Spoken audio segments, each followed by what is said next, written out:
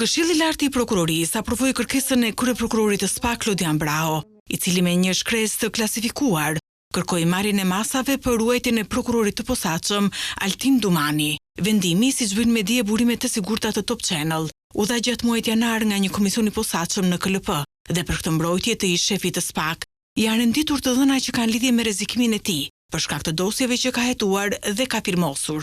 Por këto të dhëna mbeten ende sekret dhe nuk u bën publike, ndonse Top Channel kërkoi më tepër informacion jo zyrtar pranë institucioneve të ngarkuara me ligj për të ruajtur dhe siguruar prokurorët dhe gjyqtarët. Aktualisht, për shkak të detyrës që mbajnë, kanë mbrojtje të veçantë dhe eskortohen me forca të posaçme policie.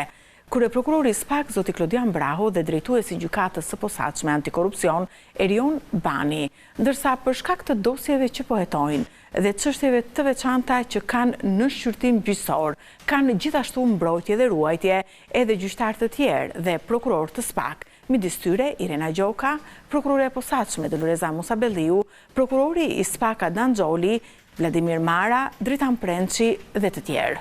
Për shkak të stafetës që mbante, Altin Dumani ishte në ruajtje të rrept deri në fund të mandatit të tij 3 vjeçar, si kryeprokuror i posaçëm. Ruajtja e prokurorit Dumani vijon tashmë edhe me mbylljen e kësaj detyre dhe marrjen e drejtimit të drejtorisë juridiksionale me jashtë vendin.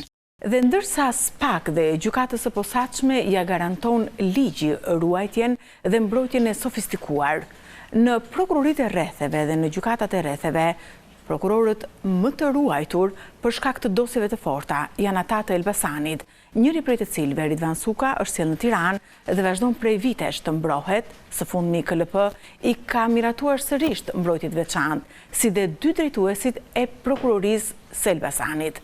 Për Top Channel, Anila Hoxha.